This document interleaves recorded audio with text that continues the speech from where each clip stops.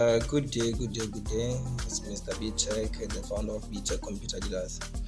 I've just received a Mesa laptop here. There's a problem with the voltage. The motherboard is switching too much. Okay, let me check the voltage. Voltage is it says 12 volts. What's the voltage for the 5 volts?